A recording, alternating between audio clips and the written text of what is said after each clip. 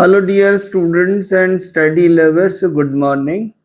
Today we are going to discuss critically a story entitled The Axe by R.K. Narayan. We've already have discussed the summary and today it's a critical analysis. जब हम इसके समालोचनात्मक पक्ष पर आते हैं तो literature का केवल मात्र ये मतलब नहीं होता कि केवल स्टोरी दे देना और हम उसकी इंफॉर्मेशन से इकट्ठी कर लें, उसकी इंफॉर्मेटिव बात समझ लें। उसमें अंडरलाइंग मीनिंग, थीमेटिक मीनिंग ये बहुत इम्पोर्टेंट होता है और हम जब इसको क्रिटिकल तरीके से डिस्कस करेंगे तो हमारी कहानी में आपने देखा कि हमारी इस कहानी में सोल करेक्टर प्रोटेगोनिस्ट वैलन और ये 18 इयर्स का यंग बॉय जब इसके गांव में कोपल ग्राम में सबसे पहले एक एन एस्ट्रोलॉजर, एक ज्योतिषी घोषणा करता है कि ये लड़का आगे जाकर 3 स्टोरीड हाउस और acres ground surrounded high grand building में ये रहेगा। तो हमने कहानी में देखा कि एस्ट्रोलॉजर की जो घोषणा है वो आंशिक रूप से पूरी होती है, लेकिन आगे जाकर ये पूर्ण रूपे नहीं होती। जो ही एस्ट्रोलॉजर घोषणा करता है तो ग्रामीणों के द्वारा उपहास भी किया जाता है, उसका मजाक बनाया जाता है। लेकिन कहानी में कहा गया है कि यदि 30-40 साल के बाद ये लोग उसे देखते तो शायद एस्ट्रोलॉजर की बात में विश्वास करते। तो कहानीकार शायद ये कहना चाह रहा, हम क्रिटिकली जब एनालिसिस करते हैं तो, कि इंडियन कल्चर में, इंडिया में एस्ट्रोलॉजिकल जो हमारा ग्राउंड है जिस पर हम विश्वास करते हैं, ज्योतिष शास्त्र पर, पूर्ण रूपेण इस पर विश्वास नहीं किया जा सकता। हाँ, ये बात अलग है कि आंशिक तरीके से, जैसे कि इसमें आंशिक पूर्णता दिखाई। घोषणा के अनुसार ये हुआ आगे जाकर कि हमारा जो हीरो है उसे गार्डन मिला, गार्डन में सबसे पहले असिस्टेंट के रूप में काम किया, फिर सारा उस पर जिम्मेदारी आ गई और एट लास्ट वो उस high grand building, 3 storeyed building में रहा। लेकिन एक पक्ष बारीकी से सोचने का है कि वो उसका मालिक नहीं बन पाया।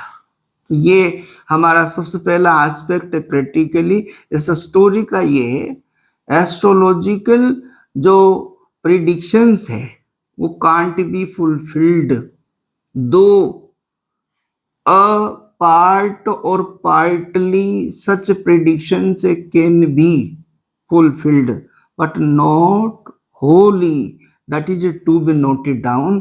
इस स्टोरी में ये सबसे पहली कहानी में नोट करने वाली बात है। नंबर नेक्स्ट, स्टोरी से जब हम गुजरते हैं तो हमने देखा one day how Velan got late to fetch his father's midday meal and his father got angry and slept। पिता नाराज हो जाता है, चाटा मार देता है देरी करने के बाबत, और इसी बात से नाराज होकर हमारा जो वैलन है, जो कहानी का हीरो के रूप में डिपिक्टेड किया गया, ये नाराज हो जाता है।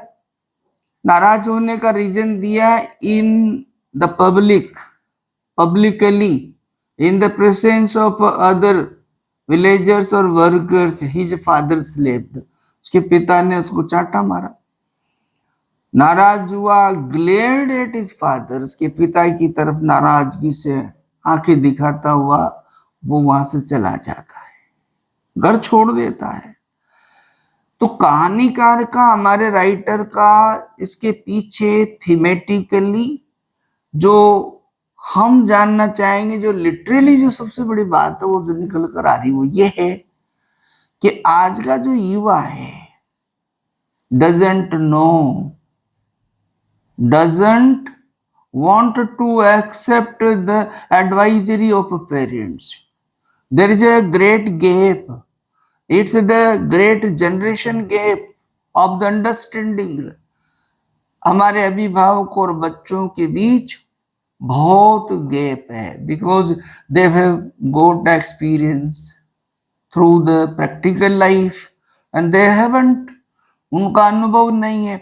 और इसी वजह से हमारी युवा जो पीढ़ी है उस पर हमारे राइटर का एंगल फोकस्ड हुआ, और वो ये फोकसिंग करना चाहता है कि आज के युवाओं में बिल्कुल हमारे बुजुर्गों की, हमारे बड़ों की, पेरेंट्स की एडवाइस को समझने का उनके अंदर धैर्य नहीं है। They have no patience to understand, they have no patience to understand that is in their future, in the favor of their futures, as his father slept for the sake of his future. That such a wrong habit can't be helpful to be progressive in life.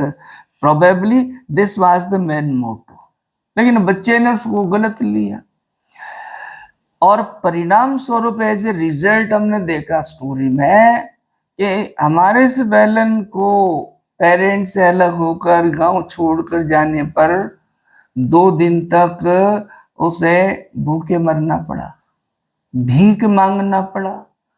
ये शायद struggle without parents, how they will stable themselves in the world, to stable in the world itself the great struggle। ये हमारा aspect इस कहानी में से second aspect निकल कर आता है। भीख मांगी, ये हमारे लिए, हमारे युवाओं के लिए पेरेंट्स की सलाह के बिना, मीन्स कहने का मतलब हमारा हीरो बाद में जाकर सफल भी हुआ, अच्छा भी किया उसने, लेकिन कहानी का राइटर कहना चाहता under the umbrella of our parents, our guardians advice we can be smoothly successful. हम स्मूथली सक्सेसफुल हो सकते हैं। ये इसका दूसरा एस्पेक्ट रहा।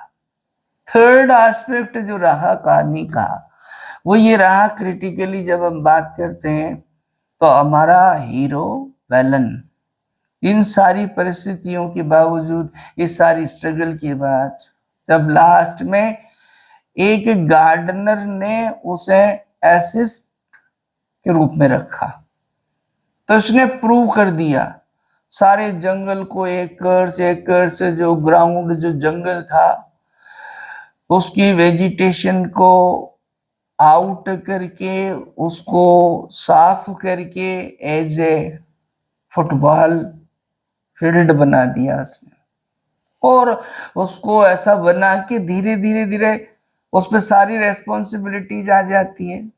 मैन जो आपका गार्डनर है उसके बाद में later on fallen in and at last when he was no more, और जब उसकी मृत्यु हो जाती है तो पूरी रेस्पॉन्सिबिलिटी उस पर आ जाती है, और वही उस पूरी ग्रांड बिल्डिंग का, उस ग्रांड गार्डन का मैन गार्डनर बन जाता है। इसका ये मतलब है, कहानी हमारी कह रही है, on the behalf of the sweat of bro, हम हमारे पसीने की कमाई से, हमारे स्ट्रगल से, मेहनत से हम अपने आप को एग्जिस्ट कर सकते हैं। Can earn name and fame, हम अपना नाम कमा सकते हैं। क्यों? हमने देखा स्टार्टिंग में कोपल गांव में हमारे बेलन के पिता ने मजदूरी करके अपने परिवार को पालने का प्रयास किया। सबसे ज्यादा पोरेस्ट फैमिली इन कोपल, and every inch of his field he mortgage, और उसके पिता ने इंच बाय इंच, चप्पा चप्पा जमीन का जो भी उसके पास था, अपने आप को अपनी आजीविका चलाने के लिए गिरवी रख दिया। लेकिन बाद में जाकर कहानी में हमें ये पढ़ने को मिलता है, कहानी में हमने पढ़ा कि हमारा बैलन धीरे धीरे एस्टेब्लिश होता है, नाम कमाता है, और बाद में उसने अपने गांव की जो मॉर्गेज जो जमीन थी उसको भी उसने फ्री करवा लिया है, उनसे मुक्त करवा लिया है। 3 बार वो साल में, वर्ष में 3 बार वो अपने गांव, पैतृक गांव जाता है। वहां से अपने ग्रैंड सन्स को अल्टरनेटिवली, अपने फैमिली मेंबर्स को अल्टरनेटिवली यहां लाता है। तो ये आपका थर्ड क्रिटिकल एस्पेक्ट निकल कर आता है कि यदि व्यक्ति मेहनत करता है, ईमानदारी बरतता है और अपने काम के प्रति डेडिकेशन रखता है, तो निश्चित तौर पर वो व्यक्ति अपना नाम कमाता है, अपने आप में जो जिंदगी में वो जो चाहता है। हालांकि इस तरह के स्ट्रगल में 100% जैसा उसका प्रोग्रेस होना चाहिए वो नहीं हो पाता, ये नो डाउट, इसमें कोई संदेह नहीं है। पर फिर भी एज फार एज पॉसिबल हमारा राइटर ये कहना चाहता, बिहाफ ऑफ हार्ड वर्क, कठिन परिश्रम, डिटर्मिनेशन, डिवोशन, डेडिकेशन, यदि कोई व्यक्ति जिंदगी में चलता है तो निश्चित तौर पर उसे एक्सपेक्टेड उसको सफलता, सक्सेस मिलती है। ये हमारी कहानी ने प्रूव किया।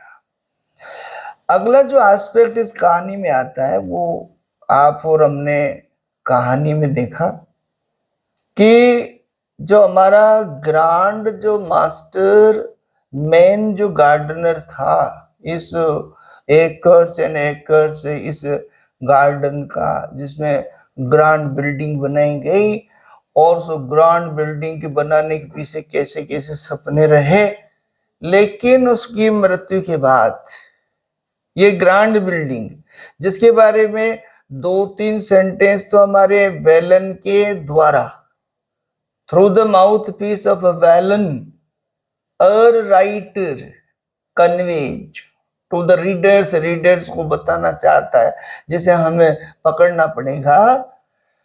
हमारा वेलन उस ग्रांड बिल्डिंग को देखकर कहता है कि ऐसी बिल्डिंग में नश्वर व्यक्ति रहेगा, मोर्टल बीइंग विल लीव। मैंने तो सुना था कि ऐसी बिल्डिंग्स तो स्वर्ग लोक में होती है, नंबर 1। और नंबर 2, किचन, ग्राउंड किचन को देखने के बाद भी through the mouthpiece of Velan, Velan के द्वारा वो कहलाता है कि इस किचन, इस इतने एरिया, इस किचन में तो हमारा सारा पूरा का पूरा कंप्लीट होल गांव इसमें अकोमोडेट हो सकता है, रह सकता है। ये दोनों चीजें, ये दोनों रेफरेंस हमें कहीं क्रिटिकल स्टडी में एस्पेक्ट में हमें कुछ मैसेज देते हैं, हमें समझाने का प्रयास करते हैं, जो कि आता है कि उस मालिक ने इस गार्डन को, इस बिल्डिंग को कैसे सपनों में सजोया और कैसे इसको बनाया, लेकिन बाद में जाकर इसके जो बच्चे हैं उनका उसके प्रति कोई इंटरेस्ट नहीं रहा। उसकी मृत्यु के बाद स्टार्टिंग में 1 वर्ष के लगभग उनका आना जाना रहा, और धीरे धीरे वो वहां आना जाना बंद कर दिया। फिर चाबियां इस हमारे बेलन को थमाकर उनका बिल्कुल आना जाना बंद हो गया। सारी बिल्डिंग जो है वो लोग अब इसे या तो इसमें बैट्स और रेट्स का बसेरा हो गया है, या फिर इसको लोग भूतिया बंगला कहने लगे, गोस्ट हाउस कहने लग गए। हमारे राइटर ने, नारायण ने बहुत ही बारीकी से लाइफ को चूंकि हम राइटर की लिटरेचर क्रिएशन को जब देखते हैं, सब गुजरते हैं आइदर नॉवेल्स और स्टोरीज, उसमें हम देखते हैं Narayan a writer, as a writer, what he sees he writes, what he writes he sees. And what does mean literature? Generally I say literature क्या है? To look in and to look out, nothing else. साहित्य इसके अलावा कुछ भी तो नहीं है। जीवन में अंदर और बाहर झांकना ही साहित्य का नाम है, और हमारे नारायण के कृतियों में हमें ऐसा मिलता है, चाहे वो कहानी हो और चाहे आपका उपन्यास नॉवेल्स हो। तो हम देखते हैं कि इसमें एक परिवार का जो टूटन है, परिवार में जो बिखराव है, वो हमारे सामने रखा गया। The brothers are not able to maintain love, are not able to maintain social bondage, family bondage, इसको बताना चाहता है राइटर। और इसलिए वो धीरे धीरे क्या, आना उनका बंद हो गया, जंगल हो गया। हमारी जो बिल्डिंग, इतने ड्रीम बिल्डिंग, ग्रांड गार्डनर की dream building for the sake of children, बच्चों के भविष्य के लिए, बच्चों के सुविधाओं के लिए जो बनाई, was ghost house and the rest house of the beds and rates. तो इसके लिए जनरली इनडायरेक्ट हो सकता है राइटर ये भी मैसेज देना चाह रहा है, क्योंकि ये हमारा टेक्सचुअल जो नीटिंग है, उस टेक्सचुअल नीटिंग का इस तरह का बारीकी से माइनर स्टडी करने के बाद ये सब पकड़ने में आता है। और जनरली इस तरह का जो आपका एस्पेक्ट है, उसके लिए मैं बच्चों से कक्ष में या जनरली हमारे क्लासरूम स्टडी में ये बात कहता हूं कि किस तरह से आज के युग में मटेरियलिस्टिक जो लाइफ है, उसने हमारा जो सोल कॉन्शियसनेस है उसको तोड़ दिया। और इसके लिए मैं जनरली ये कहता हूं कि पैसे तो बहुत कमाए, क्या हीरे क्या मोती, यार मेरा बुरा मत मान, कफन की जेब नहीं होती। हमारा गार्डनर मर गया, उस बिल्डिंग का बराबर उपभोग नहीं कर पाया। जिन बच्चों के लिए बनाया, वे बच्चे उस बिल्डिंग के लिए क्वारल्ड हो रहे, झगड़ रहे हैं। Later on it's the matter of the quarrelling. ये एस्पेक्ट राइटर उजागर करना चाहता है। और लास्ट जो एस्पेक्ट इस कहानी में निकल कर आता है, और जो मेन इसका मैसेज है, मेन जो थीम है, जिसके मेन मोटो, इसका जो राज इसके अंडर ये नीटिंग हुई, वो ये है love for nature and the protection of nature. ये आज विश्व स्तर की, वर्ल्ड लेवल की समस्या जैसे कि दुनिया सामना कर रही है। तो हमें देखना पड़ेगा, कहानी में इतने समय पहले हमारे राइटर नारायण ने इस बात को महसूस कर लिया, और आज इस ग्लोबलाइजेशन में हमें जो समस्याएं सामना करना पड़ेगी, वो उस समय उजागर कर दी। प्रकृति का जो दोहन हो रहा है, प्रकृति हमारी जो उसका डिटेरियोरेशन हो रहा है, संस्कृति हमारी कल्चर डिटेरियोरेटेड हो रही है, और हमारे रिसोर्सेज, नेचुरल रिसोर्सेज डिटेरियोरेटेड हो रहे हैं। No one have love for nature, no one have care for nature. Such aspect discussed, not only discussed but also focused out. Well, from very beginning has been presented the lover of nature.